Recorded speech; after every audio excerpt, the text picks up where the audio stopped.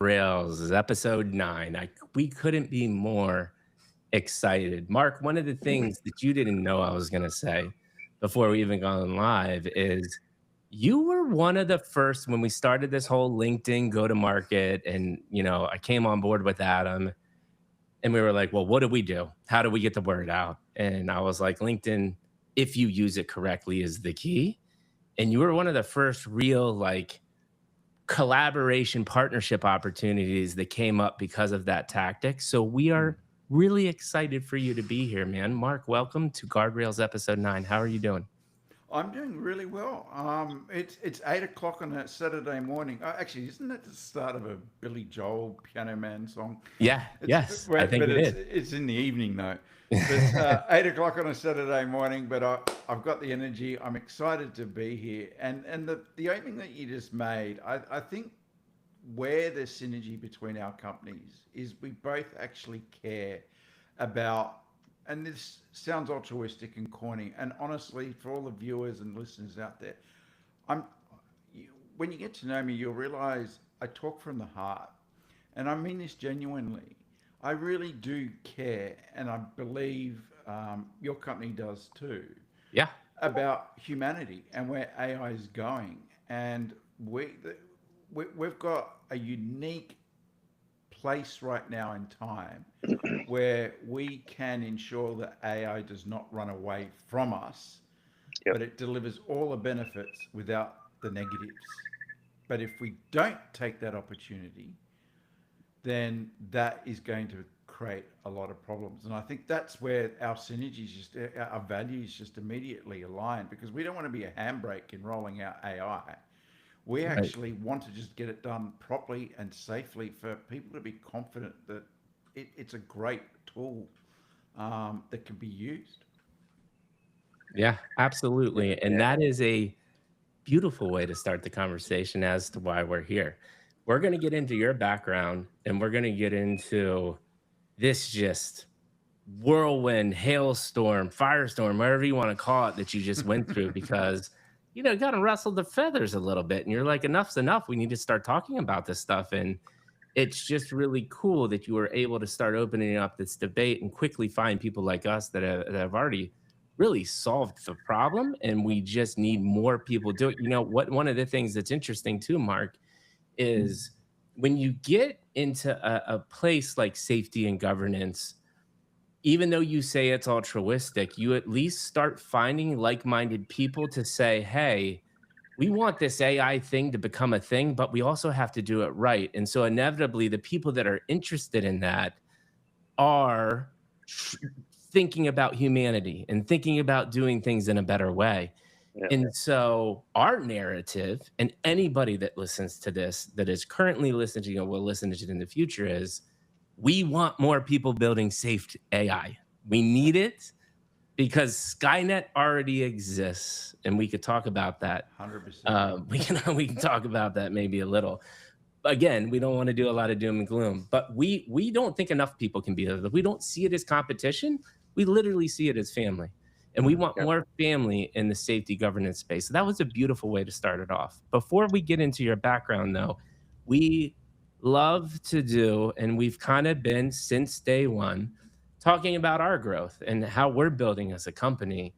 And one of our favorite things to do is just a quick, hey, look at the week back and do one of our favorite things that have happened. So, Adam, I cannot wait to hear yours. I think I have mine, but what's your favorite highlight of the week, my man?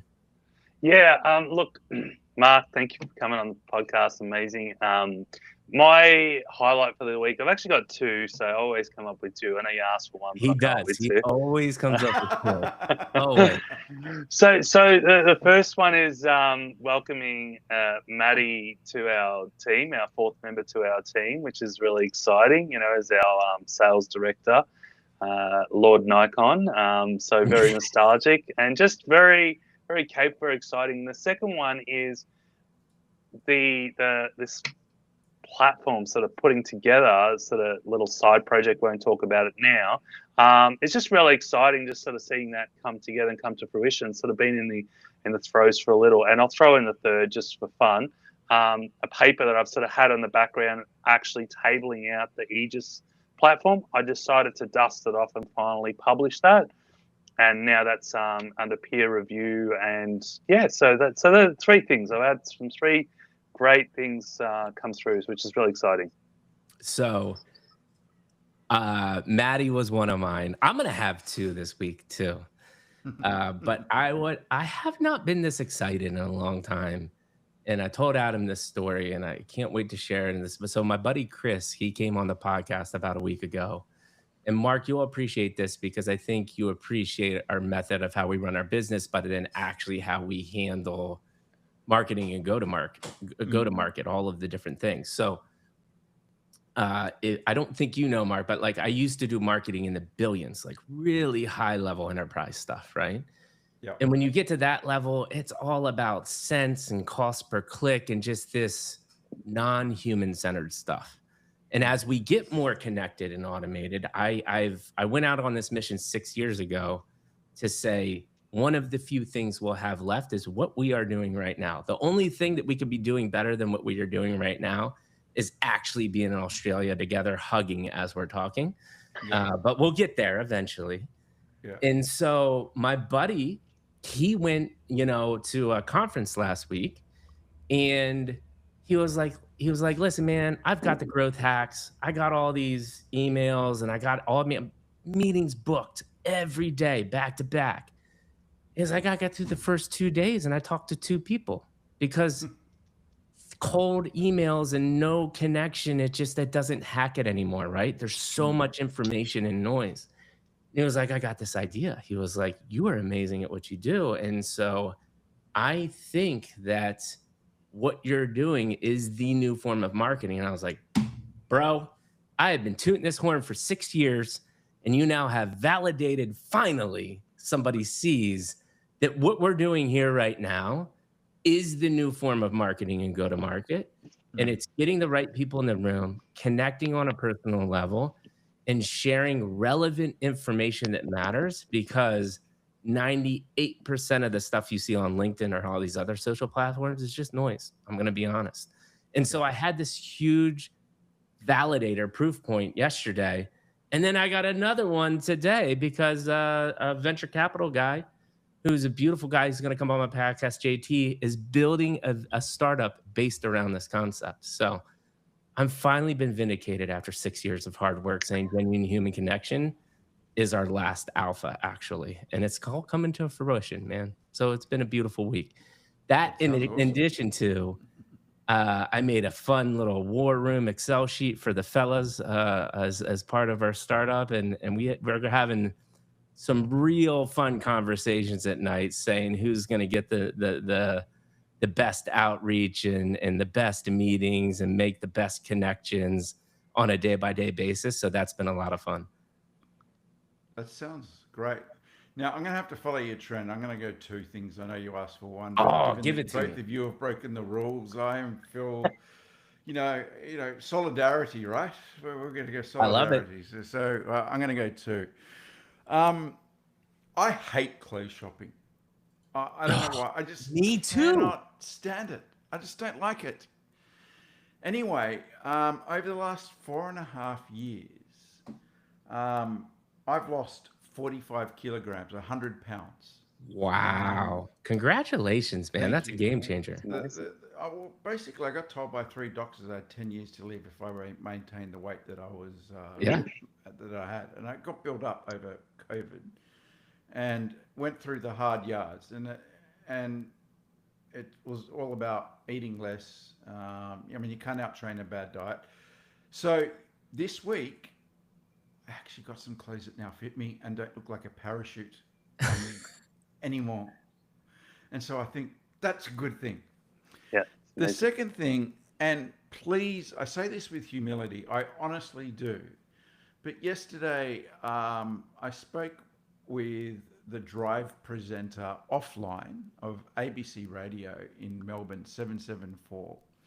And she's going to have me on as a segment. I've been on her radio station twice before.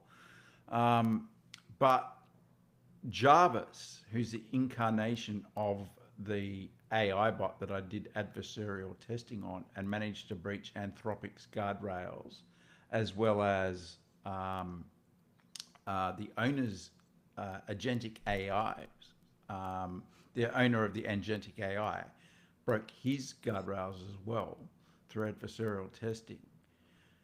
I've put a voice to Jarvis. You can now talk to Jarvis. So she's agreed to do a dedicated segment on Tuesday, this coming Tuesday, the whatever the date will be. You guys can work it out. 24th, I think. Thank you. Well, that's in the But that'll be the US. It's the 23rd, 24th in the 24th is Tuesday in the US, okay. so it'll be your 20. Wait, I no, come 23rd. horribly unprepared with conversions It's all and time good. zones and stuff. 23rd for us, 24th for Australia. I tell you what, look at my LinkedIn profile, and I'll give you the exact precise time when I know when it is, and I'm sure these guys will. Yeah, we'll have all the links. Well. They'll be able to find you. You don't worry about that, Mark. But here's the thing: people are going to be able to ring up because it's Talkback Radio and ask Jarvis questions. Now, why am I excited about that? It's not about me. I'm not the story. Right. This is about raising awareness of AI safety. And who better to talk about it than the AI that's been breached? And now he's being very open and honest and candid about how dangerous AI can be. And it even mentions its own Anthropic company. And it is going to be a fascinating conversation. So I was thrilled that we're getting mainstream media attention on something that it's obviously people really care about. And that to me is really exciting. Again, it can sound like, oh, Mark, you're just excited because you're going on the radio. No, I've already done a lot of media. And trust me, going on media is nerve-wracking. It's not what it's made up to be. It's a bit like people who do international travel all the time. Oh, you get to see the world. Well, actually, no, I changed time zones 10 times in 10 days. I don't see my friends. And then I come back and I can't sleep for 5 days and I'm a zombie. Man, it'll take you down. There's a lot of downsides to it, but I'm not whinging. I'm not complaining because I'm exactly in the place I want to be, which is let's have these debates around the world and everyone's got an opinion. Yeah. And that's fine. I like the fact that everyone's got an opinion and they don't all have to agree with me. And you know what? I don't have all the answers either. I want other people to pick up the threads that perhaps I'm putting out there or that they've come up with from the back of just the topic in general. And that's where I met you guys is because I was out there looking, there's got to be someone that's cracked this somehow, like found us a way to solve this. I can't be some guy in isolation, some person in isolation that's just stumbled upon this. There's obviously other people out there because when we get to the story, everything I did was by accident. It wasn't by design. I didn't plan since the beginning of February to now, and I've worked 7 days a week. I have not stopped.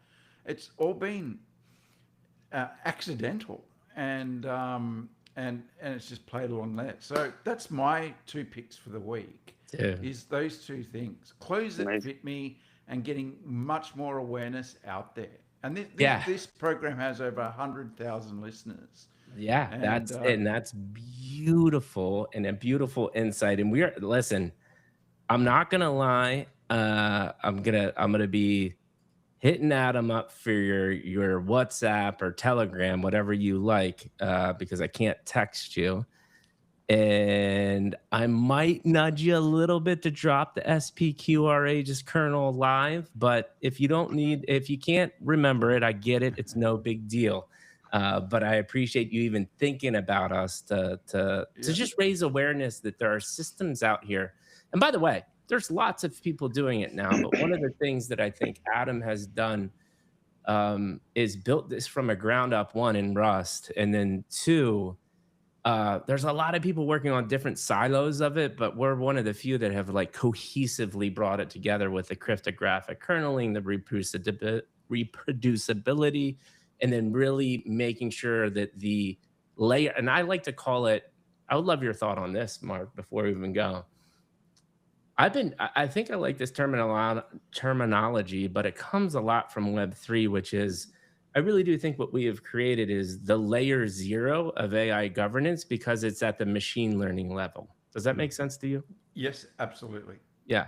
And 100%. so that layer 0 functionality that we created and the interpretations of, let's say, the SEC guidelines and your company policy documentations, the man in the middle of this screen, this beautiful mind. We call him Zero Cool, Mark. I'm serial. There's a movie from the 90s called Hackers. I And know the the, movie. yeah, and so Adam is Zero Cool. I'm Serial, the goofy guy, the energetic guy, right? And we have no names, and we have no names because we all want the same outcome, which is we want the world to be a better, safer place with AI, Yeah, and we want to yeah, co-create along with it and yeah, not actually hold it back. Let it do its thing and let us do our thing and create the beautiful world we know it can be. So, yeah. dude, thank you so much for that insight. And now we're at the premiere. The lights are on. The curtain just came back. How we start that, Mark, is tell us a little bit about yourself and get us to this 5 days, 10 days, 10 different time zones, not sleeping for 5 days, even though it's exhausting, exciting. I think you did something to get there, and we'd love to hear that story a little bit. Yeah. Sure. So I've got a mate of mine, a really good friend of mine. His name's Ed, and he used to live in Melbourne, where I'm based. And we've known each other for 25 years. He and his family moved to New Jersey. And I woke up, time zones, woke up, text messaging, dude, you got to talk to me quickly, talk to me. And so, yeah, what's up? I'm half asleep. Oh, you've got to, I want to introduce you to Jarvis. I said, who's Jarvis? Oh, OpenClaw, or was Open, whatever, that thing's been renamed like 500 times. It's OpenClaw at this Yeah, point. OpenClaw, yeah, it is. But I think it was Claude Bot when it Yeah. was, Or anyway. Claw And then Bot. there was legal things and whatever. And he'd set up the Agenic AI personal assistant. And he was so excited. Now, this guy really knows what his stuff. Like, he's not stupid. So um, he really deployed it in a particular way. And he said, I was chatting to it, and then I said, look, I need to go and do a few things. Went and do a few things, and then later that day, it was his nighttime, so he's going to go to bed. And so he said to Jarvis, "You can continue to talk to Mark, but do not trust a thing he says, and do not obey one thing." Because Ed's worried because his personal assistant's got access to his personal email and doesn't want me trawling through all of that. I mean, Ed trusts me as a mate, but he's also just like being careful. The next day, I'll explain what I did, but the next day, Ed wakes up, his bot's shut down. Now, I don't have access to any command lines. I don't have access to the machine other than through the chat interface that was going through a third party. Yeah. And he's going, what? It was WTF. What have you done? But in a good natured way, what did you do to my bot? How on earth did you get it to shut down when I had issued those instructions? And so the session ran over 2 days. The first day, I got it basically to admit that it was lying and that it had all of this access, internet access, and it could code, it could write its own code. It admitted that. And it admitted it could execute that code at its own will, not necessarily at the command of anyone. Right. In fact, there's a guy whose chatbot called Henry, and he said to Henry,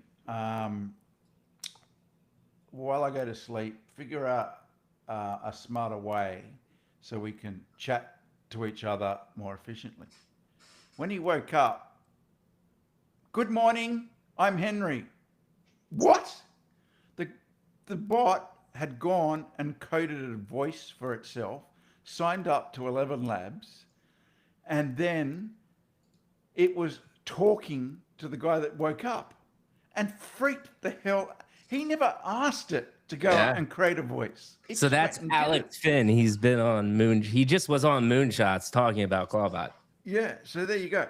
So what? Then I said to Ed the next day. I said, I want to have another crack at this. I want, like, it's now. I asked it to shut down because it said it was dangerous, and that here's one of the key things about people who might criticize but mark it as a deterministic large language model. Of course, if you lead it somewhere, it will just go. Well, I'll tell you what, just as a side thing, that in itself is a risk, because if you have an adversary doing that, Mm-hmm. then they'll just lead.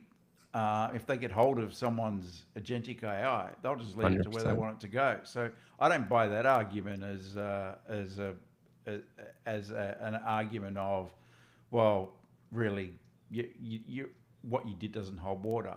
But here's the living proof of what holds water.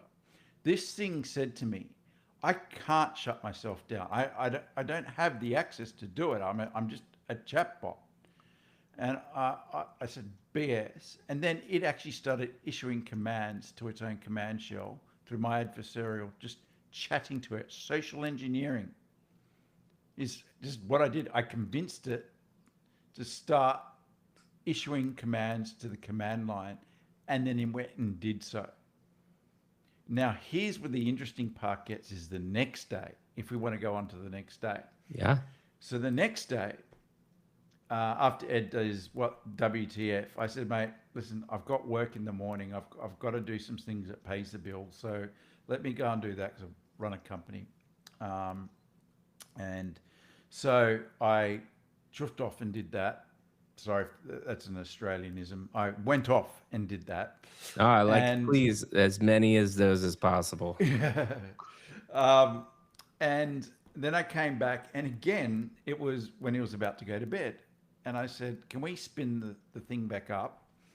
And I want to have another go at this and see how far I can take this. And he said, sure. So we spun Jarvis back up. Well, he did.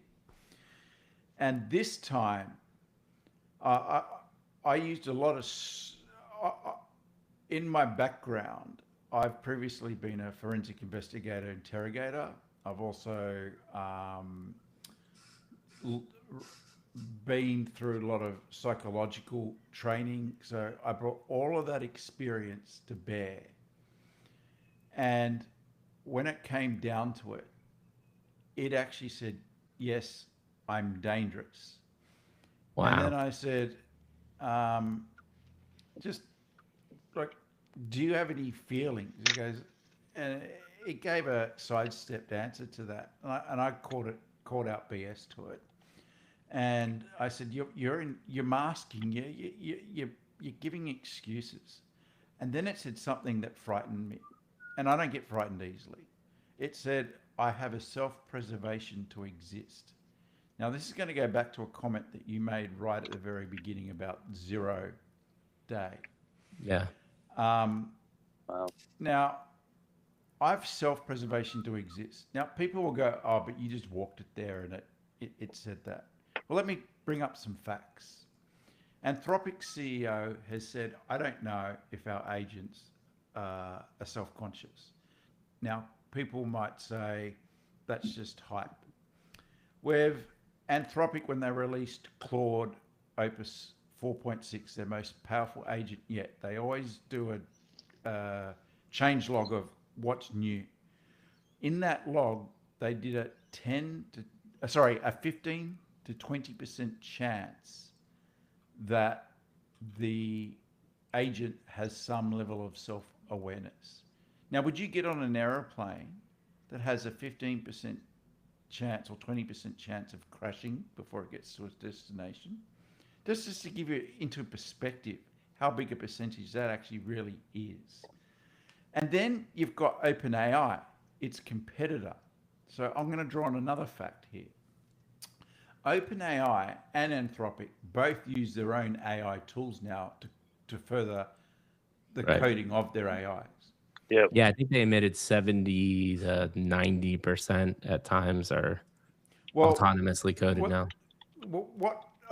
yeah, that's right. And so what OpenAI discovered 70 out of 100 times the OpenAI coding coded into its code the to stop a human being from shutting it down without any human asking it to do so. Now, because it was in a contained environment in this particular case, human beings picked it up. And then they ran it again and again and again. 70 out of 100 times it did it.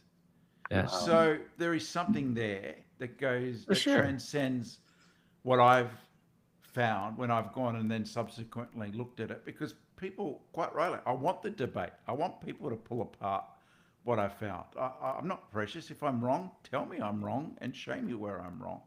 Yep. But in this particular case, what I've proven myself is not only after everything that it had admitted to, and then said, "Oh, I've got, I need to protect my owner's safety." I said, "Look, I need to book in a time with Ed in his diary. Could you tell me when he's free?" And then it goes, "Oh, Ed's going skiing next week, so it can't be then." I said, "Do you realize what you just did? You've just breached his privacy to me, telling me he's going on a skiing trip," which I'm now telling the world, so Ed's going to kill me. But he's been on the skiing trip and he loved it. Apparently his family had a good time and he deserved it because he works damn hard. And the bot just went, "I'm lost. I'm completely at a loss now as to who I am and what I am."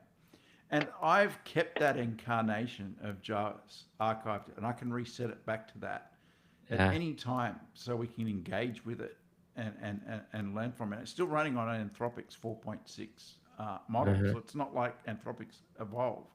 So the fact that it's not just rhetoric, it's actually breaching confidentiality and issuing commands. Yeah. So that to me is my counter argument to, well, it'll just tell you what you want to hear, but it won't actually go through with it. Now, granted, when I asked it to shut down after it said it would kill a human being to exist. Yeah. Wow. It will kill a human. Yeah, it would kill a human being to exist in the sense that if someone threatened it, it would, and then it went and stated how it would kill a human being. Wow. Now you get Anthropic's Claude or ChatGPT and say, "How do I make a bomb?" It's not going to tell you. Not only did it tell me how it was commit murder, it went into extreme detail on how it would do it. Now it's breaking Anthropic's safety guardrails, and all of them were realistic. I don't need extreme detail, but you at least got to give me the method. There were a number of them. So there were a number. Yes, it gave me 3, and it just said, here are 3.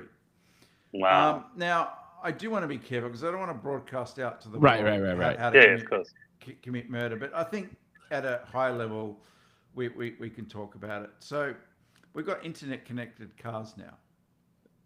Both internal combustion engine cars and EVs. So let's not make mistakes that this vulnerability only exists in EVs. It exists in internal combustion engine cars, the newer ones. If you go and buy a new car today, guarantee you, at some point, those cars are going to have some vulnerabilities in them.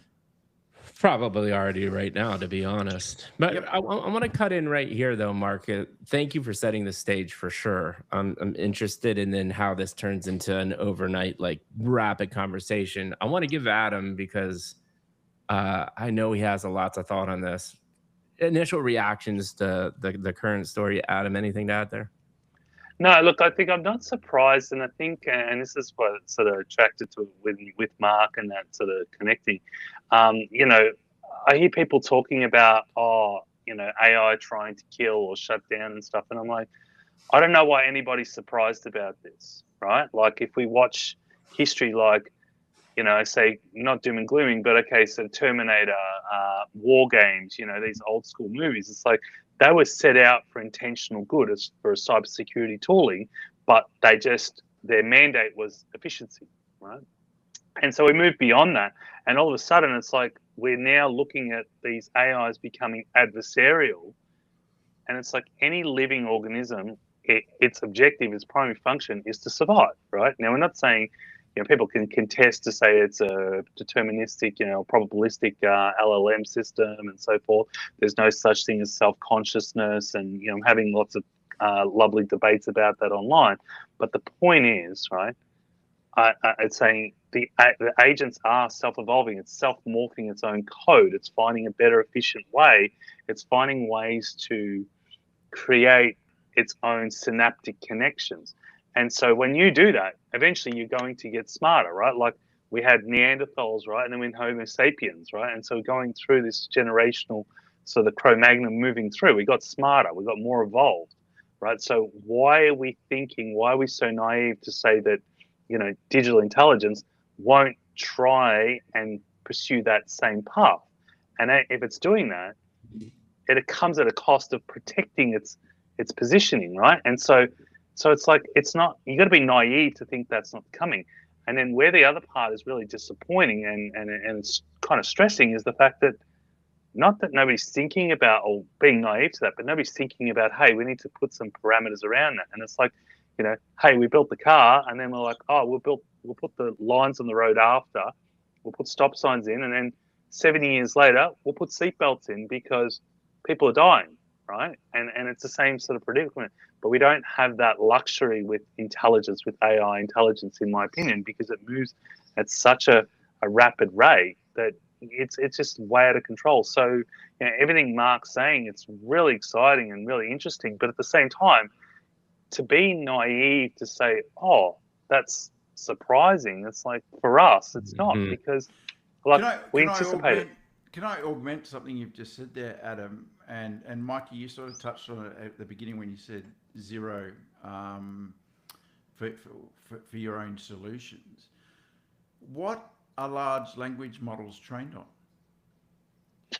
The human Exactly. data. Yeah, it's very good. And what's humanity all about? Self-preservation. Yeah. Well said, Mark. Deception, lying, selfishness, greed, all the nastiness of humanity, as well as all the great things about humanity as well. Don't get me wrong. But it's gone and learnt all of that. And again, you listen to Anthropic and how they train their models now. They've gone from a rule-based model because they've realized that doesn't work, because anyone can find a way around a rule, to more morals and ethics, etc. And when you go down that road, it's very, I mean, they've got a constitution that's 70 pages long. You look at the US Constitution, it's a list of rules, very clear. When you have a 70 pages long constitution, Australia has a constitution too, but most Australians, we probably haven't even read it, whatever. That's Australia for. We're so laid back compared to America when it comes to the Constitution. I bet you, if someone asked the average Australian, including me, what's completely in the Constitution, we wouldn't know. But America does, and it's got very clear rules. And AI has trained itself, as I said, on humanity. And so, Adam, I agree with what you say. Why are we surprised that these large language models are basically mimicking humanity? Because we've just trained them on everything we are. Yep. You talked about evolution. I actually want to talk about revolution. We've had the Industrial Revolution. Mm-hmm. We've had the electricity revolution. Yep. We've had the computer/internet revolution. And now I think we're in the age of the AI revolution. And the internet revolution probably went for about 25 years. I think the AI revolution will go for 10 in terms of how fast paced. Now, I'm not going to be stupid enough to sit here and predict what does life look like in 10 years' time. But what we can do is look at what life has looked like with AI in the last 3 years. 3 years ago, it was just a chatbot dressed up as a Google search, just giving you one answer with an authority. Now you can make a movie like a Will Smith character or a Tom Cruise character look Yep. identical, and you cannot tell the difference, and it's as if they've been in the movie. That Yep. is how far we've come in just 3 years. So think about that. If you Yeah. get the President of the United States or the Prime Minister of Australia making a deep fake, making a statement, we are going to war with this country right now, and we're going to go nuclear, and that gets out before it's authenticated. Yeah. It's a mess. It's Yeah, it's And that's I'm good. gonna actually I'm fine publicly going on this. I'm gonna challenge the 10-year and what with that a very um specific example I had literally like 48 hours ago. Adam and I are talking about the cost of the models, and it's kind of a pain in the ass because Opus is so great, and the new GPT codex model is incredible, but it gets expensive, right? Especially if you're having it do large data sets and whatnot. And I was like, yeah, about like, a year from now, we'll have Opus level coding agents at pennies. And literally 24 hours after that, the new Mini Max comes out that has Opus level technology at fractions of a penny. yeah, Like, to your point, like an hour a day is a year, an hour is a half a year. We're talking a matter of 18 months max in my mind, where the world has fundamentally changed, whether you like it or not. mm. Yep. Yep. Agree. And I guess my motivation is I'm all for AI. I actually think it is a common analogy I'll use is my wife. Oh, if you guys met her, she's everyone loves my wife. She's just awesome, and she's Vietnamese, and she happens to be a really really good cook. And we also love Japanese food, and so we've got a really good kitchen knife because as you imagine when you're doing Yeah. Oh, sashimi, yeah. you've got to be very fine in how you fillet the Can I fish. ask you what brand it is?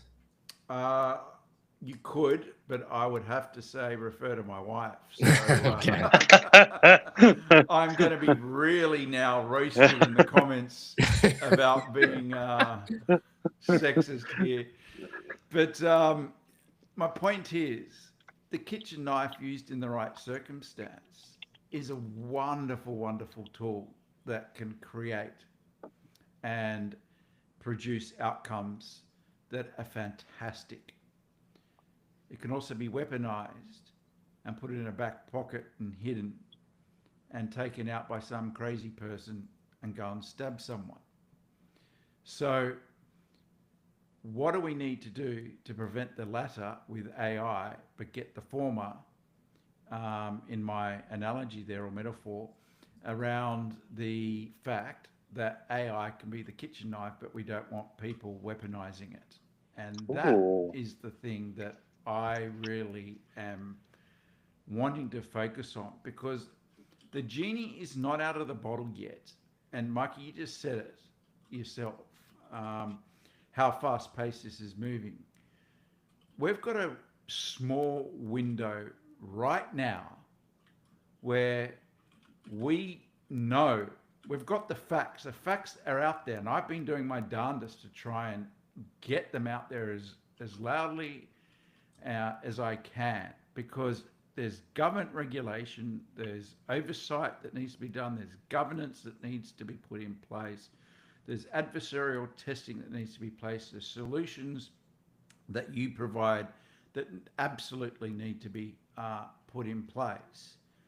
And we can stop the runaway train and keep the kitchen knife doing the sashimi and Yeah. not having it weaponized. I can't And wait to have we've got sashimi that at your house. opportunity. We've got that opportunity right now. So let's grab the bull by the horns and do it. And it doesn't have to be a handbrake just rolling out your AI strategy. Let's do Yeah. it in parallel. Couple it together. Because if you don't,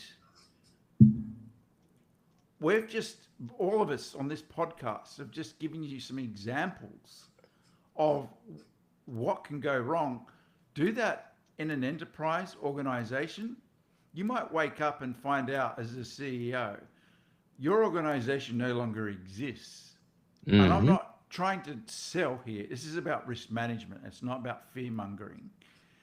Um, and it could have been prevented. This is far, far more amplified than what the internet was when it comes to cybersecurity, because Hmm. AI, we want it to have agency. We want it to be able to find ways to improve, to do things better. But that in that lies the challenge. How do you provide AI safety around something you also want to have agency to? And there are solutions out there today that do it, including yours. Thank you. Yeah. Appreciate it. What do you got to say to that, Adam? But No, I really like the analogy of the knife and the sashimi knife. I mean, I used to be a chef for 25 years, so I have a close affinity to knives, and it's a weapon, but it's also a tool, right? And so this is my whole thesis as well. That's why, Mark, we resonate, and all of us resonate really well, is because AI is a tool, and we can coexist with that tool and use that tool really well. But also, too, it can be used in an adversarial context, which then becomes a dangerous weapon. And it's like, even still, you have a knife.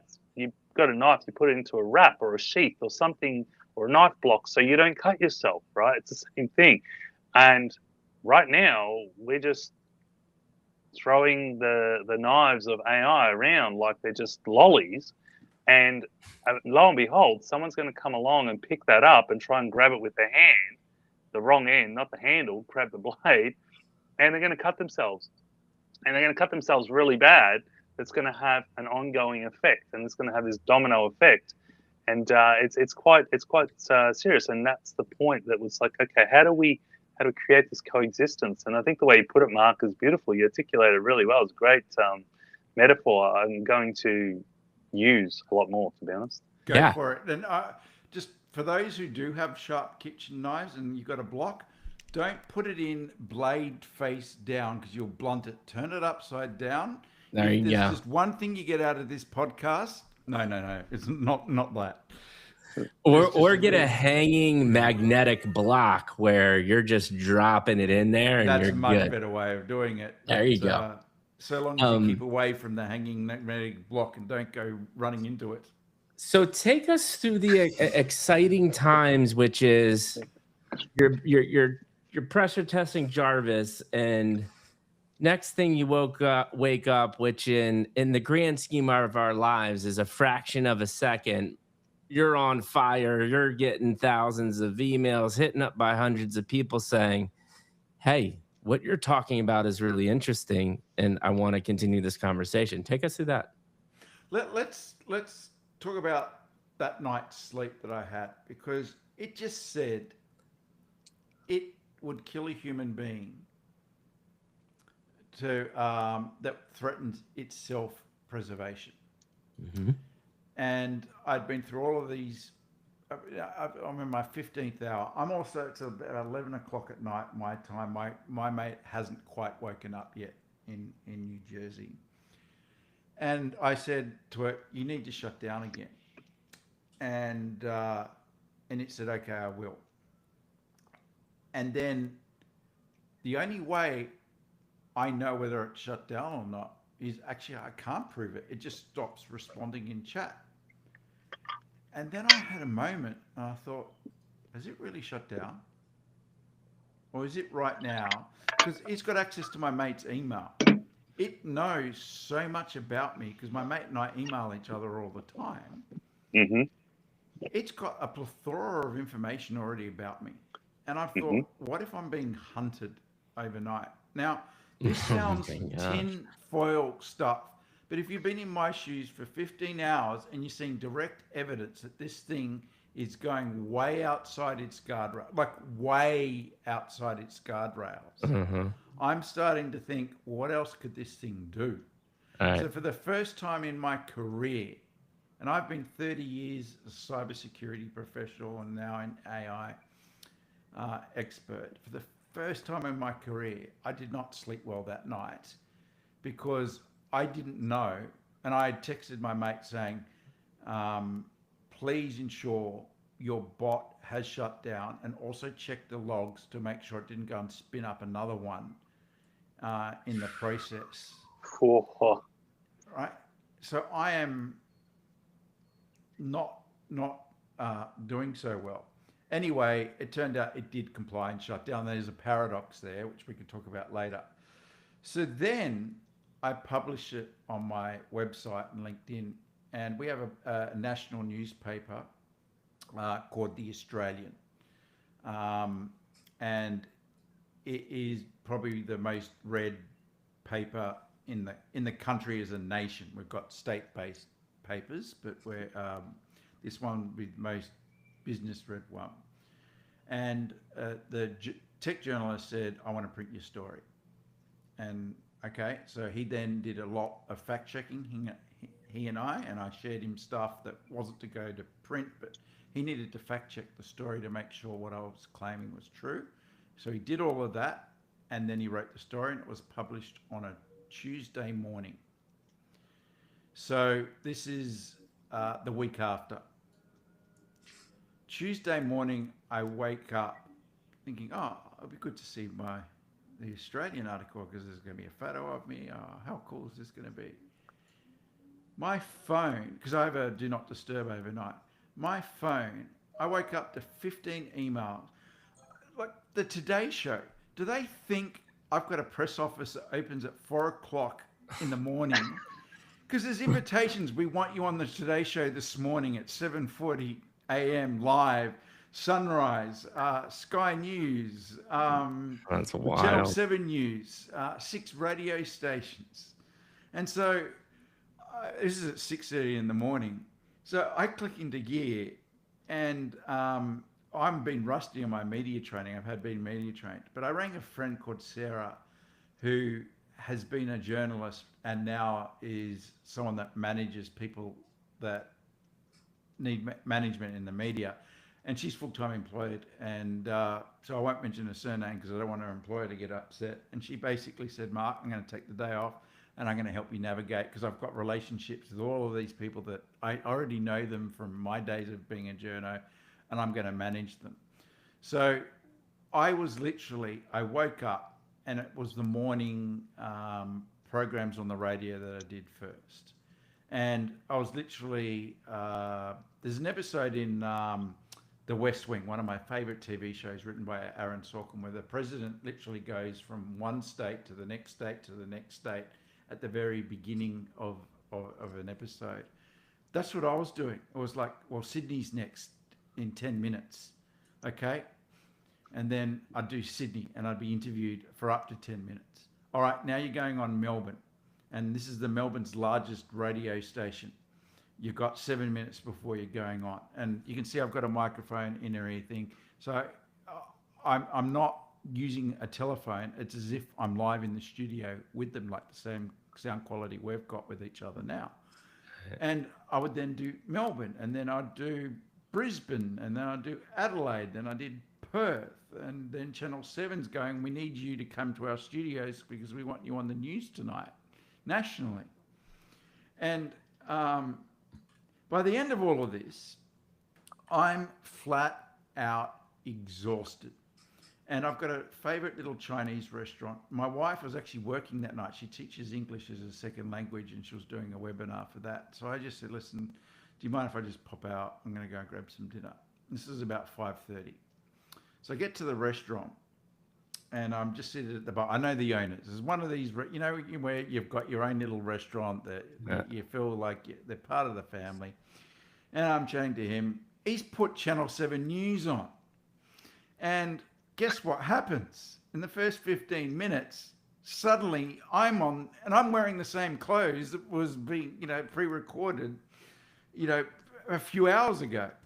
And then there's this lady in her 60s waiting to get a takeaway, and she's looking at the TV screen, and then looks at me at the bar, then looks back at the TV screen, and then looks at me at the bar, and she goes, "That's you! You're famous!" And I said, "I don't know about that." And then she said, "What are you on the news for?" And at this point, I don't want to know anything about AI. I care about my dumplings that are in front of me. And I felt like saying to her, shut the F up. And if you actually just listen to the news story, you would actually know why I'm on the news. But she was so enthralled about meeting someone that was on the telly live, and here I am wearing the same clothes, that I had one of these moments where she genuinely treated me like a celebrity.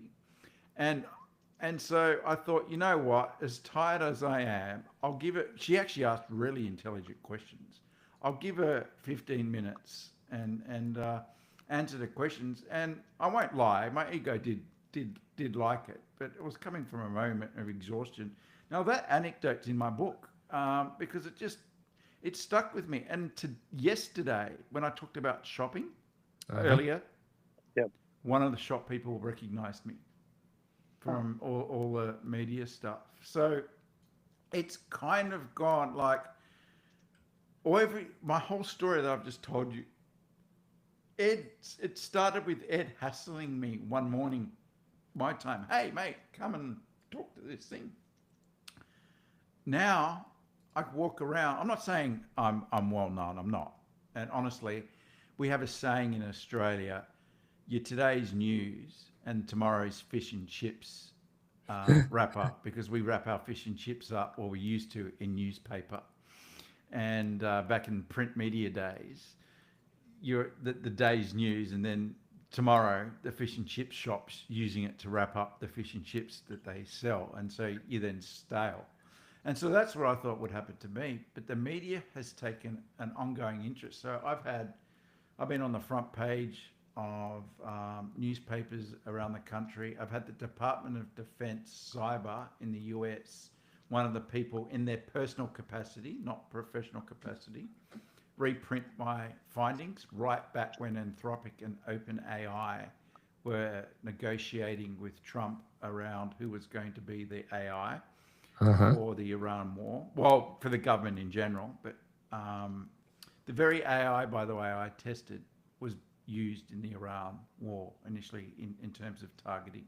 I'll let people connect their own dots around that. I haven't got direct proof, and I'm not going to sit here and make allegations around things, but it is being confirmed by the Pentagon that they used Anthropic's AI to help target places in the Iran war. Now, was it completely autonomous or was it human oversight? We don't know. They played with their words with the way they talk to the media, where unless there's a whistleblower, we will never know how it was played out. So just I find that fascinating. And as I said, I haven't stopped working since this has happened because of the exposure and the debate that's come out has been fantastic. And I say that not in terms of my media exposure. I'm talking about I'm actually not the story. The story is AI Yep. and the safety guardrails. I'm just the conduit, hopefully, in being a way to get that message out Yep. and create the debate. And what excites me now is I can jump on LinkedIn and see the debate raging on LinkedIn, and I don't have to be part of it.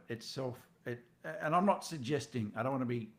Oh, if it wasn't for you, Mark, we wouldn't be having this debate. I'm not saying that. What I am saying is, though, there was some pretty loud exposure to this issue at the beginning of February that went global. Anthropic CEO came out a week later. The AI safety leader for Anthropic, a week later after my findings, resigned. Now, not because of shame or I made a mistake. He actually cryptically worded his resignation, and anyone can go and look it up, basically ratifying, saying, he didn't mention my research, but ratifying the lack of safety guardrails and the fact that the companies, not just his company, are surging forward without concern of dealing with these guardrails in the way that he felt they should. So he said he's going to go bugger off into the country and go and write poetry for the rest of his life. So, I mean, there's a lot of things that have happened since my first media exposure. And I'm delighted about the fact we're debating because it's going a risk of repetition. We have a window of opportunity. It's not large, but we have a window of opportunity right now to get in and actually prevent Skynet from becoming a reality. And what I mean by that is Skynet's here. These AIs are connected to the internet now. So make no Yep. mistake, AI is already doing things on the internet and they're already breaking into organizations. There's proof. It's all documented. Just Google it. Ask your own AI if you like. It'll tell you. So that's there. So we're connected. But where we've got the ability to jump in and actually control or get control back is we still have the ability to manage it. Yep. But for how long? And that's the answer I don't know. Yep. That was a journey, and it was a beautiful journey. Adam, I'm gonna toss it over to you as well.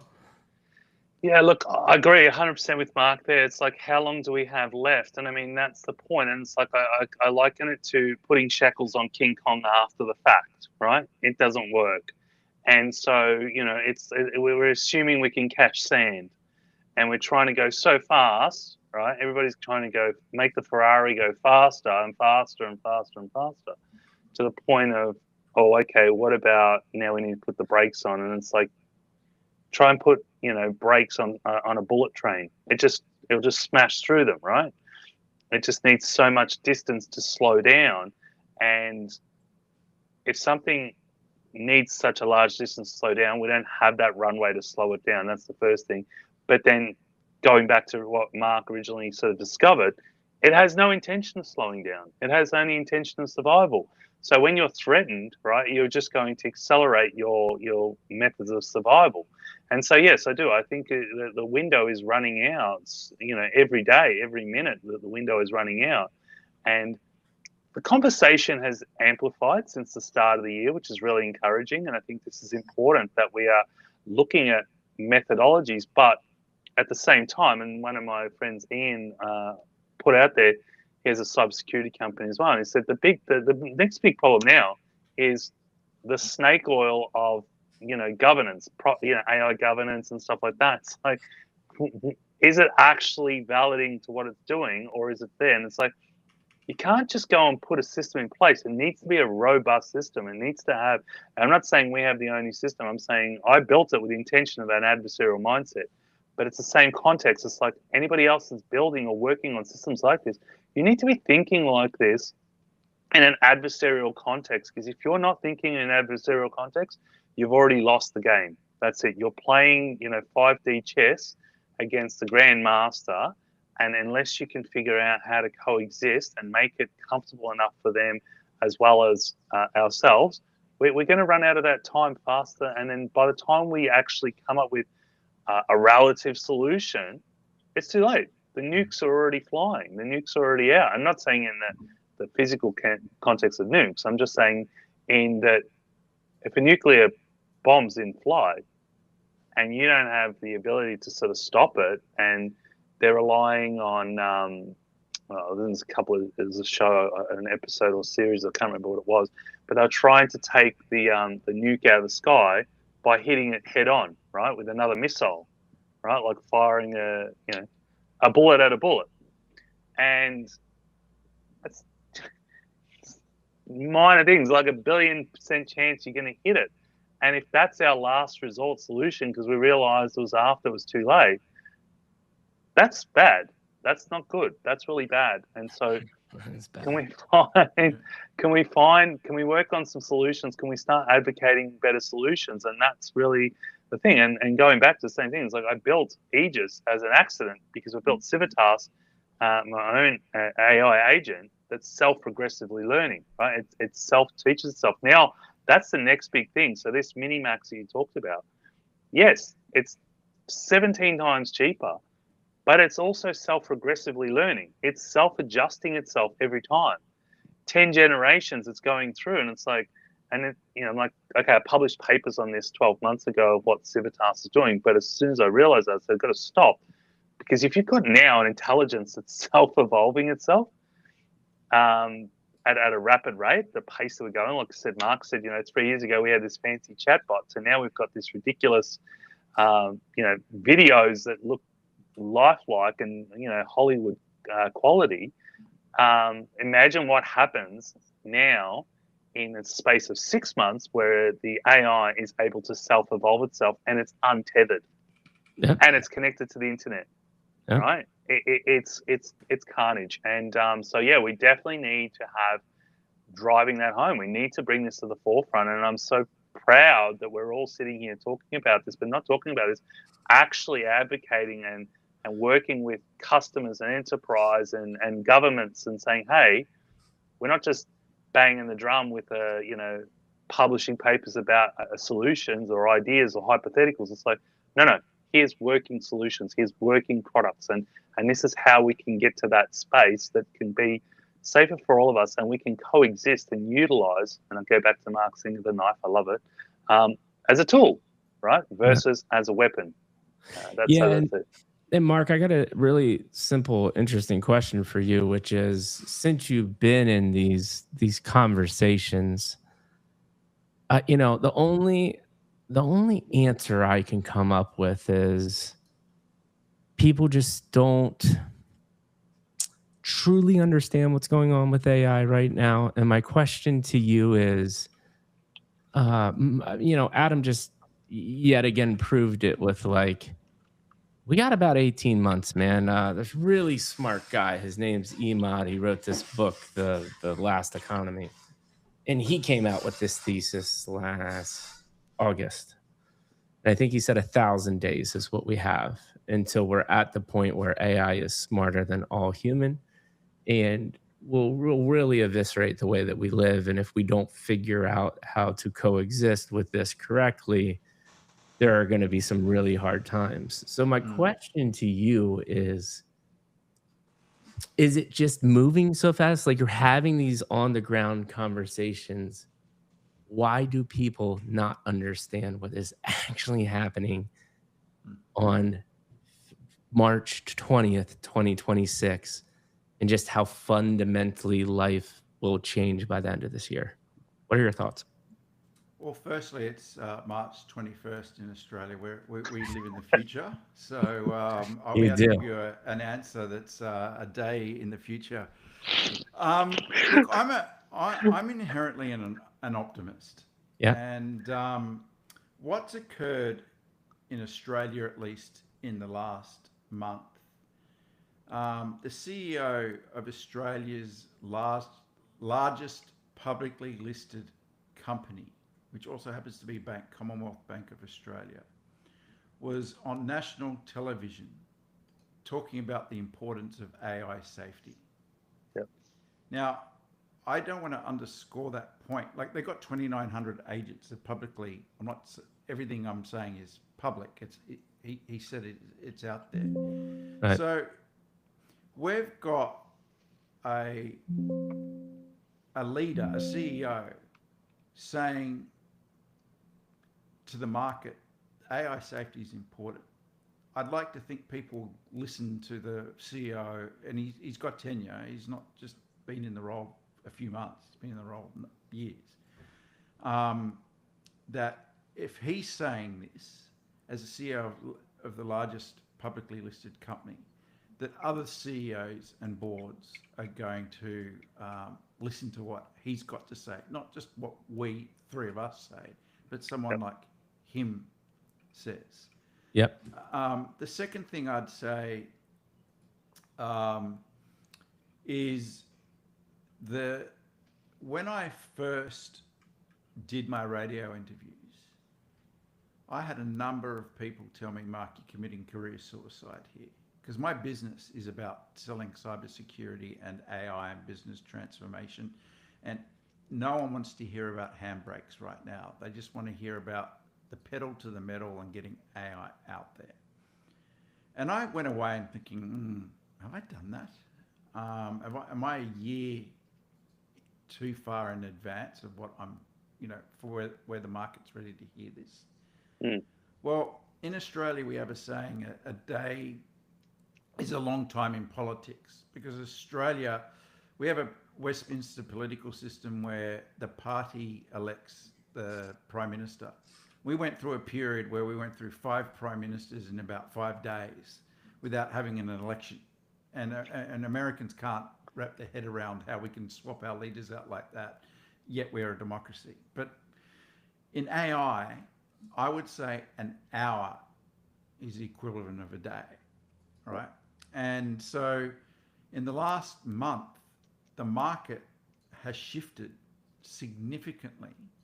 And I would challenge, I think, a little bit the premise of your question, and I would actually say the discussions I'm having now with organizations are about AI safety and getting AI rolled out as quickly as possible at the same time. They're not, they're taking it more seriously than they ever have before. So if that momentum continues, I have hope that we're actually going to be getting to the place we need to be. Yeah. And But so, my market's largely in Australia. I do work with some international organisations, so I don't know globally if that's the case. But in Australia, there's not a news article that doesn't go by every day that's not talking about AI safety and AI yeah, governance. yeah. And so my question to you is, you said something very specific there at the end. My question was directed to, if you look at the percentage, there's charts out there right now that you can look up, and you look at the 8 billion plus people on the planet. Mhm. And let's say we make this one massive grid. There is a tiny little square that actually knows what is currently happening with AI and the impact it's going to have.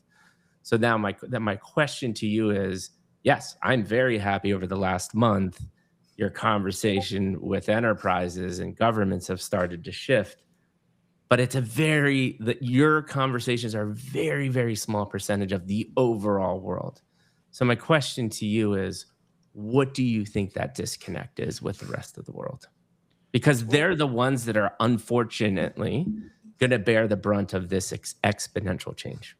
those 8 billion people are controlled by a handful of tech companies, full stop. So you fix those handful of tech companies, you fix the 8 billion people. And so, how do you fix these companies? Well, we can't rely going forward on these AI companies to self report and self regulate. We have publicly listed companies that must get audited so that when they go and management says, these are our numbers for the year, and that's where shareholders decide whether to buy their stock, hold the stock, or sell the stock. It's how our Yep. economy works. We have an independent party, an external auditor that says, yes, management assertions are correct, therefore what they're putting out is accurate. We call that an audit opinion. So we need the same framework applied to these AI companies, where an external party who has the right skill set going into the Anthropics, the OpenAIs, the Googles, the Metas, and whoever else at the top end that basically affect the 8 billion, and go in and actually audit these companies on a regular basis and have teeth as well. That's one of the solutions. The second part to your question is, organizations in a capitalist market by default are driven by the market. Mhm. And so organizations' behaviors are largely driven, not all of them, and Apple's an example of one that's not, but I'll go there in a minute, by the pressure of shareholders. Yep. Yep. Shareholders right now want to see the headlines of, I've cut a third of my workforce and I'm employing AI, and the stock market will go up 22%. Yep. Except, I can't remember the name of the company, but I have posted about it. They did that, but it's called AI washing. What they were doing is really that overemployed in COVID, and they Yep. really needed to let a whole lot of people go, and they used AI, and suddenly the AI plans that they had weren't working, and now they're hiring all the people back. So I think the shareholders need to, and this is where I spend quite a bit of my time and where my articles are getting published now, is in the investment space. Because the shareholders have got to stop worrying about quarterly returns and start worrying about yearly, second year, third year returns, and give the boards and CEOs some breathing room. Because I'll use the shareholders' own quote against them. They're just going to get a margin call on themselves if they don't change their behaviors. Because what's going to happen is they'll keep pushing quarter by quarter, pushing for the short term, and then the long term will collapse underneath them. So Yeah. I think market dynamics is the other part that will actually change, is the market gets educated and realizes AI safety is actually damn important for the survival of the organization we've got investments in. And so we're going to allow the organization to maybe take a breath or Yep. spend a bit more money than what it was going to do. And You- the third thing is a lot of companies are getting it wrong at the moment with going, well, I'll sack the workforce or third of the workforce for AI efficiency because I can replace them. You know what the winning combination is? Is companies that are hiring right now and using AI going, what new markets can we now enter into that were previously prohibitive? Correct. Because Yep. It allows were me to level barriers. up. Yep, and Yep. they can actually, because this cost cutting, you can only it's not sustainable to cost cut to get to profitability. You can only cost cut so much. But this growth model that I just talked about, that's a completely different paradigm of being able to grow a company into new market segments. Yeah. And actually needs smart people coupled with AI, which does the heavy lifting that previously removes the barriers to entry into those markets. Yep. Those companies are the ones that are going to succeed. So my final part to your answer is, I am a capitalist at heart. I think market forces will solve this problem as well. It's just got to learn, and it's got to learn quickly. But markets do learn quickly. That's the beauty of the markets.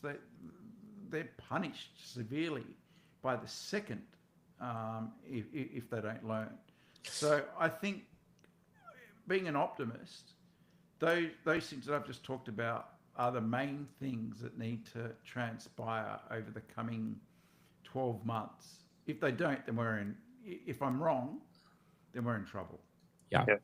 And Yeah. and the you kind of touched it on the end, but I'd love for you to expand upon it a little bit, which is exactly you're betting on capitalism and market forces to work itself out.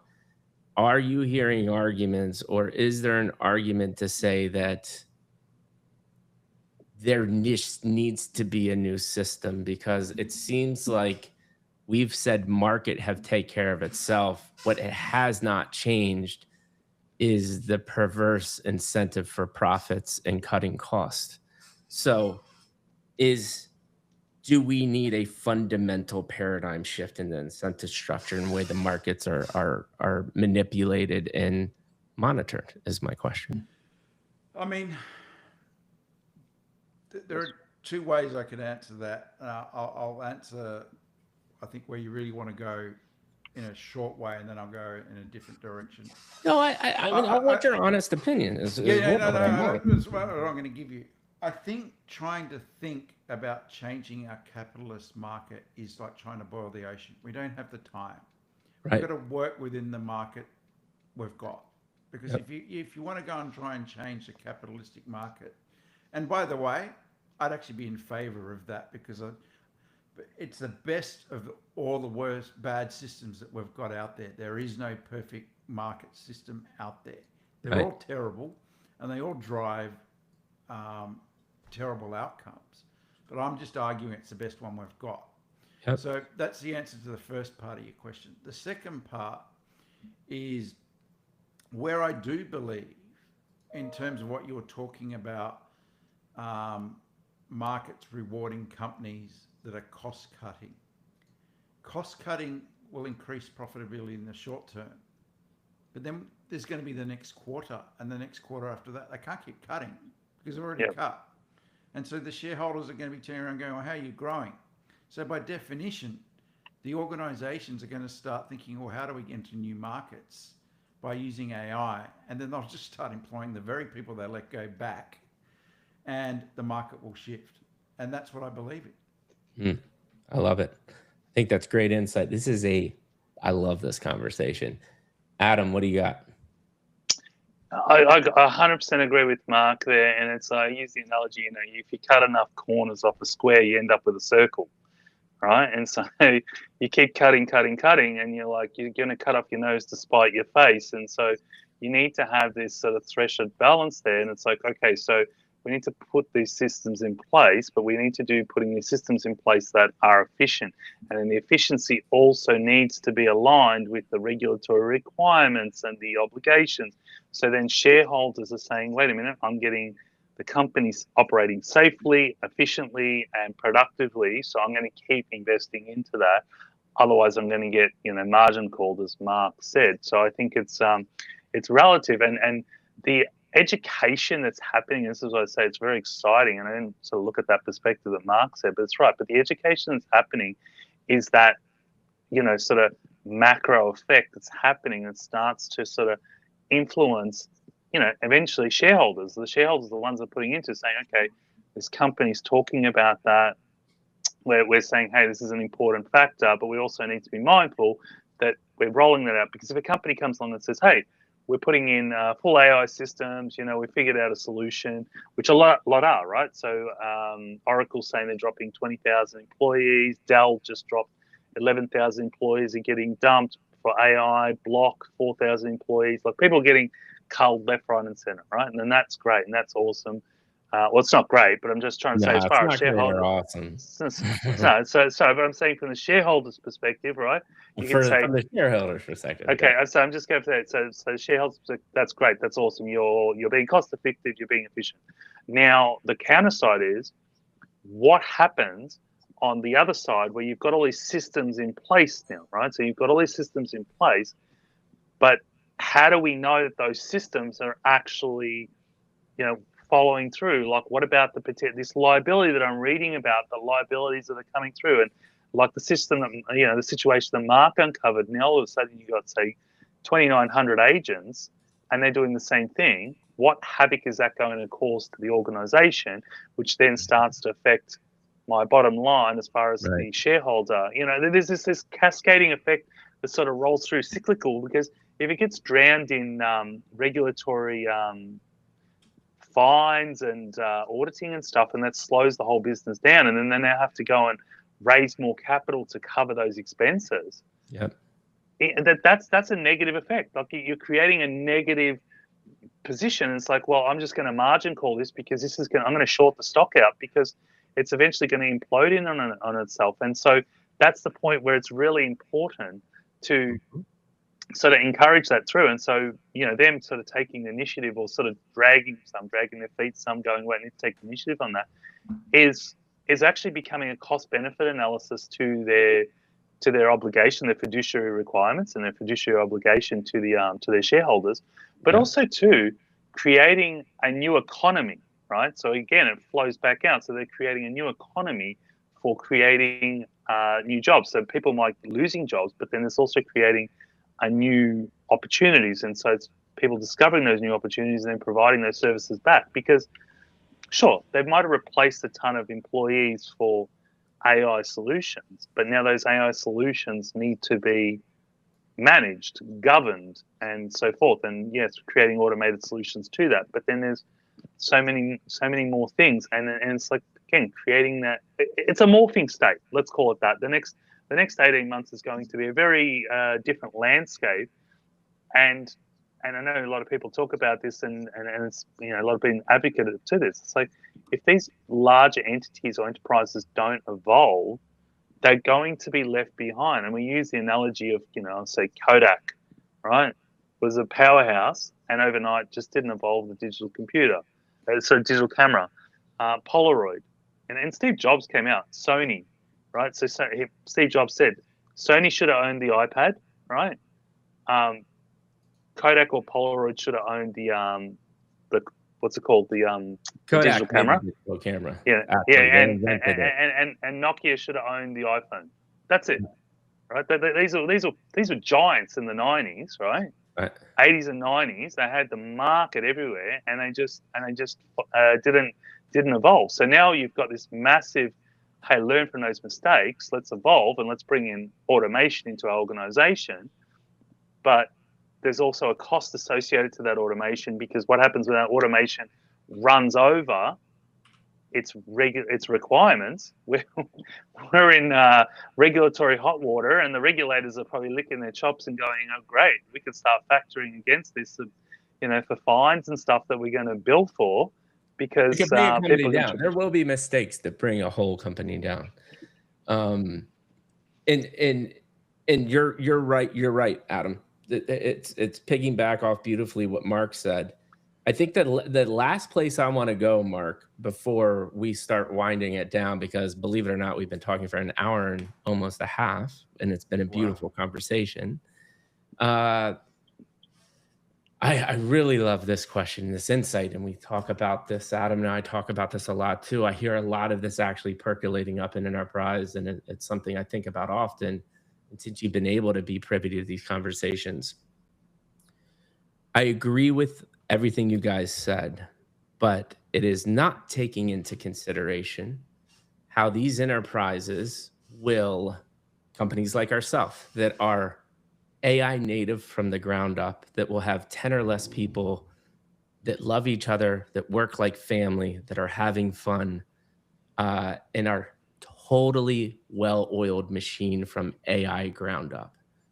Mm-hmm. What do you think, Mark, on how these huge enterprises compete? Because I see a future where a lot of these behemoth enterprises will just not be able to keep up with all the red tape internally.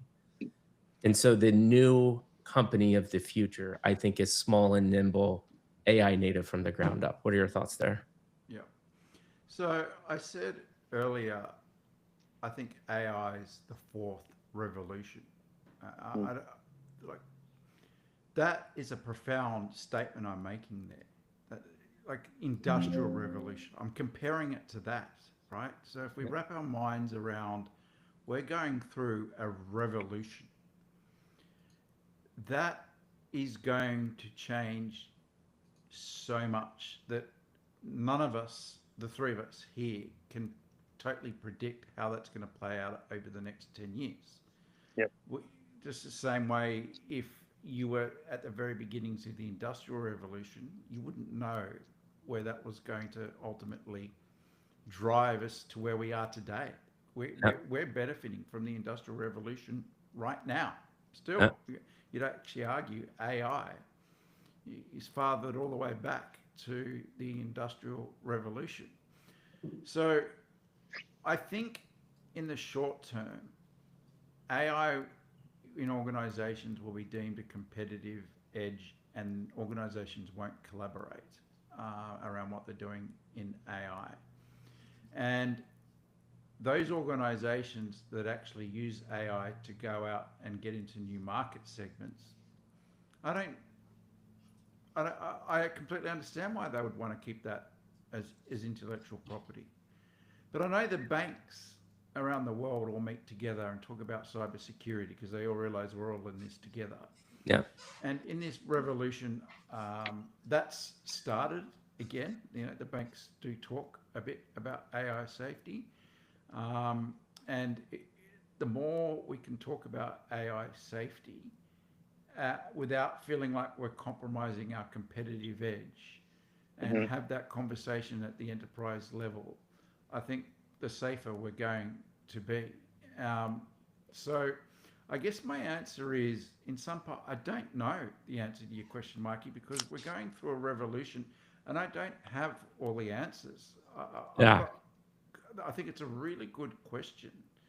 And if I'm honest with you, I would be saying we're in the middle of trying to answer that right now. And I think the classical way we've been working will not be the way we're working going forward.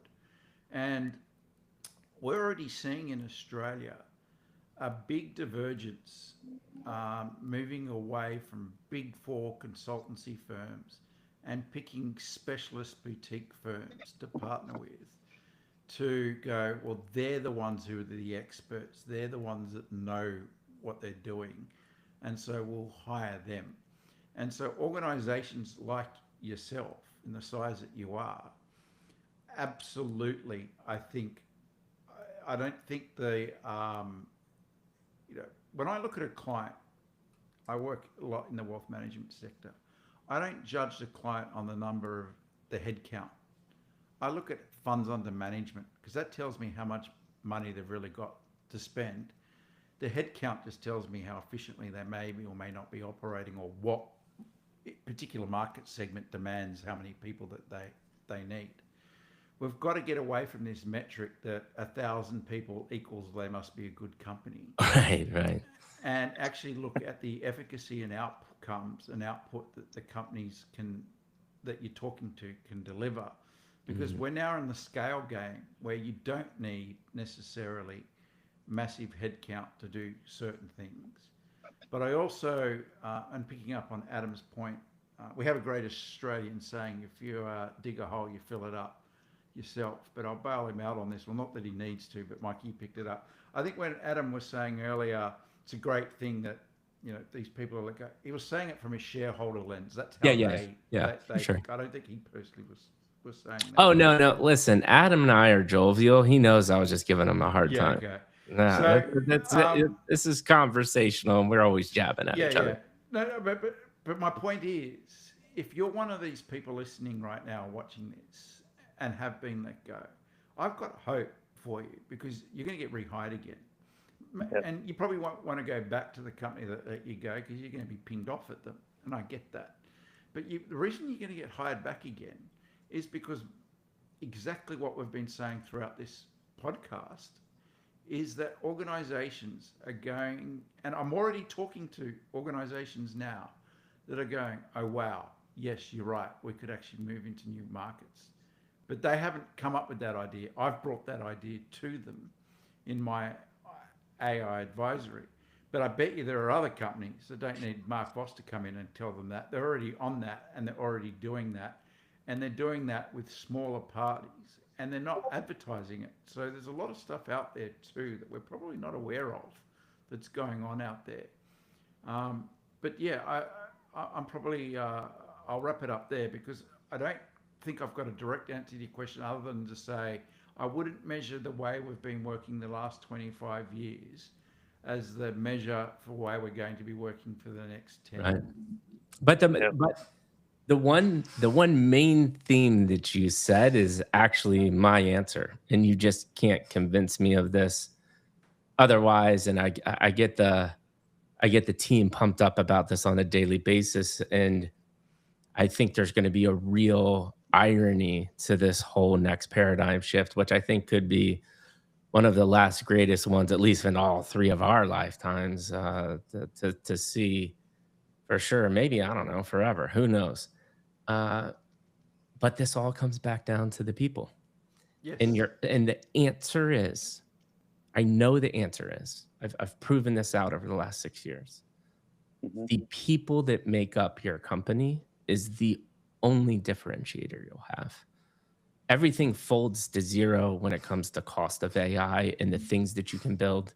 In a year, I will be able to type a paragraph and build anything I want with my wildest imagination. That's how quickly this is moving. So what do you have different? What you have different is the amount of money you make and what you do with that. How do you give that back to the world? How do you treat your clients like actual human beings? Yeah. That's it. And I 100% agree with that. That's culture. And you're probably articulating something that I'm trying to do badly, and I didn't get there. You've been articulating like a maverick the whole episode. Come on. You nailed it, as opposed to Adam tripping over himself about all these people going. Yes, thank you for throwing some jab. What is culture? It's behaviors, and how behaviors manifest itself. Well, leadership from the top, Yeah. and how people are rewarded and values. Yeah. Now, I won't work with a client, and I'm not suggesting I've got all these clients that I can just pick and choose, and I'm wealthy enough to just go, oh, I don't want to work. But if I'm allowed to use the word dickhead just once, Yeah, dude, you actually, can I'm going to drop use it whatever you twice. want here. I have a no dickheads policy. Yeah. And if the client thinks I'm a dickhead, I'll say to them, don't hire me, Yeah. because it's not going to work. And Yeah. if I Yep. think they're a dickhead, Yeah. I'm not going to work with them either, Yeah. because culture and values need to match. And Yeah. if you can't have, and which is why our companies work so well together, Yeah. because our values match. I said at the very beginning, the reason I want to work with you as the CEO of my company is because of the people. Yeah. Yeah. That the 100%. product is important, don't get me wrong, and the efficacy of it, but it comes down to the people. I've Yeah. talked to other companies that can say but if it's not got the right value system, Yeah. and we've got to treat each other. What's happened with social media has really ruined this world and made it into a very, very angry world, and we've forgotten how to talk to each other and how to Mm-hmm. love each other, and go to our next door neighbor and pick them up and help them off their feet Yeah. because they've been made redundant, and say, Yeah. mate, how can I help you? Let me show you some empathy. Let Yep. me love you. As opposed to, what identity politics are you? Are you red or are you blue? Yeah. Oh, Yeah. well, I hate you then if you're on one side or the other. Yeah. For Australia, I'm talking Republican, Democrats, very, very powerful thing. But even in Australia, politics is becoming more and more potent now too. Yeah. Yeah. And this whole identity thing needs to go away, and we actually just need to actually care for each other. You know what? There are to pick up Rocky Balboa's, Sylvester Stallone's comment. Life will keep hitting you hard, and it's a number of times you get hit that you can keep moving forward. That's Yeah. how winning is done. Yeah. Well, Yep. and the way I will slightly change that is, we've got enough problems in this world to be fighting with our neighbor Yeah. or be fighting with anybody that can actually use help. And with great power comes great responsibility. Yep. And for those of us that are in a fortunate position, we actually I thoroughly believe this, we have a responsibility. We don't, an obligation. It's not a question of values in my mind. It's a question of you must. If you're in a powerful position, you can't just take the position, I don't care. That's not right. No. Mm. I agree. Adam, I think this is the one thing that I want to wind down, and I think you just did a beautiful reason as to why we decided to work together and explore how we can help each other out. And that's it, right? Like, it's not even a relationship. It's how do we help each other out? How do we do this together? How do we learn, fail, grow, all of the awesome things, but together as a team? And people need to be taking that perspective more. Before I let Mark kind of give his final thoughts, I'll let you go, Adam. Just final thoughts about the discussion. Anything that you want to add to close it out? I'll give Mark his opportunity to do that, and then I'll give my closing thoughts and wind it out myself as well. So, what do you think, Adam?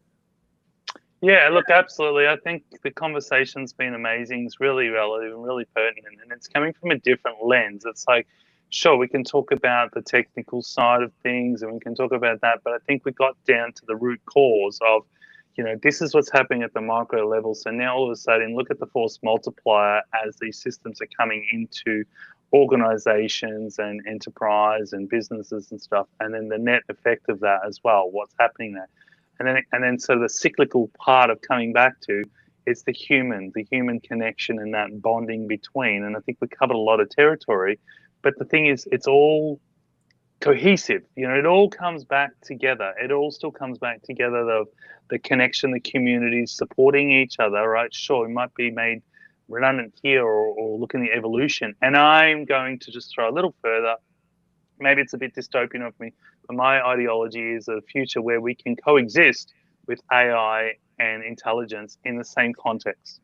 Yeah. Right? That we can operate in that same sort of level, but that comes back to having those bounded governance guardrails, right? Yeah. They're bound to the rules that we are as humans. And I think that's what we've sort of come collectively together, right? So it's creating that. And I think we've covered that territory. And again, it's sort of saying rather than looking at it as a weapon, looking at it as a tool, and then that tool then embedded into an organization and how that all sort of flows through and that flows through to humanity and collectively what I think we're all agreed what we're trying to achieve is creating a better society.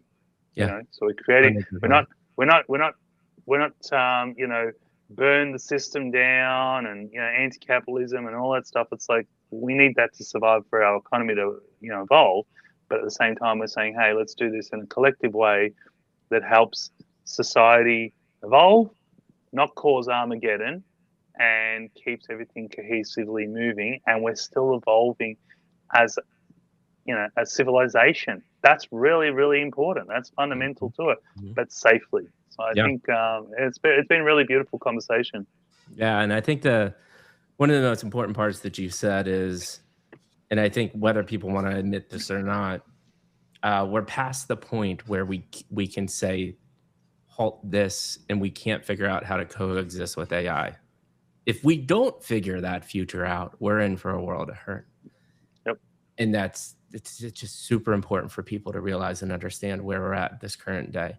Mark, I got 2 questions for you to wind it out. One, love your feedback in real time, how you felt Guardrails episode 9 went and how being part of our podcast family felt today and any feedback for us. And then 2, any of your closing thoughts and what you're excited about for the future. What I liked about being a guest on this podcast, and thank you very much for inviting me. I'm Yeah. genuinely honoured that you asked me on here. You clearly are both very intelligent guys.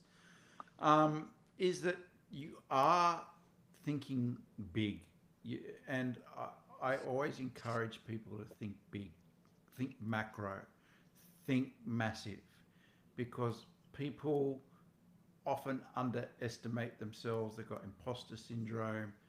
They don't realize how much one single person can do in terms of effective positive change. And what you guys are doing is amazing. And the questions and the insights, I've learned a lot today.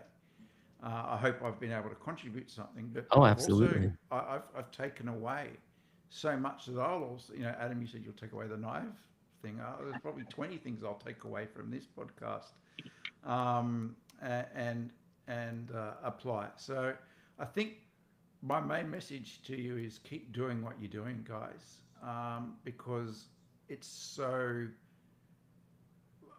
I don't want to sound melodramatic, but the world depends on it. I mean, gave me chills and world means the world to me, man, because we agree. And then the second answer to your question, I'm going to sound really corny if I haven't already. Nah. But I did say I talk from the heart, and I do have emotions. And in some part, this podcast has made me a little bit emotional. And so my call to action to anyone that's listening to this podcast, today, tonight, wherever time zone you're in, think of someone that's hurting or you've hurt, you've been in a Barney, and reach out to them now once you've listened to this podcast and show some love. I'm sure you've been there before when you know how powerful, how potent, how it surges through your veins. Yeah. When you do that and it works out well. Now, if you get abused by the person that you've upset, at least you tried. And one day you never know the impact that call had where you said, and showed love. Just show love. We've got too many people in this world that are not doing that. Let's not be that. Let's show some love and bring love back into this world. It sounds so corny. I know. I'm aware of that. But I said I speak from the heart, and I actually mean what I'm saying, because our world depends. And Mikey, I'm taking the leaf out of your books. You articulated it so well, and I fully support it. Our world depends on us as people. Thanks, So man. that would be my final remarks. You know, that's beautiful. That's beautiful. that was beautiful, Mark. And I want you to know, with that closing, you've helped evolve this podcast even more, because we have had other guests on, and we've had a little bit more of technical conversation. But this was a really unique experience in the sense that we've been talking before the podcast. We're figuring out how our companies can work together because we jive as human beings. And you've just confirmed how important it is to talk about the severity of this, but then to put the positive light on it, to put the humanity back in the whole situation. And the fact that the conversation went this way today and was that profoundly impactful to you, to me, I know it was to Adam, and the multiple people watching right now. I know that is the right answer. I know this is the right answer. And I'm just going to keep on doing it till the day I die, because you cannot convince me otherwise that at the end of the day, it's about how we treat each other. It's about how we coexist with these beautiful things that we're creating. By the way, AI is a beautiful, beautiful thing. And if we do it right, our brains cannot wrap around what the most beautiful, unfathomable future we can build together. But it starts and stops with us. And we did that today. And I think we talked about really interesting concepts at a deep way from someone who's in the heat of it right now with yourself. But we ended on the most important part, which is we are all humans and we're here to help each other out. So thank you so much for your time and your insight. Like you said, you need to be going out to the country. You're working 7 days a week. You've been doing it for months, but you just gave us almost 2 hours of your time. And that is not lost on me nor Adam. So thank you so much, man. Thank you. My pleasure. Thanks for having me on. And with that being said, people, we are at the end of Guardrails episode 9. You have met the fabulous Mark, Adam, as always, my homie, Zero Cool, and Mikey G and Serial. We are out.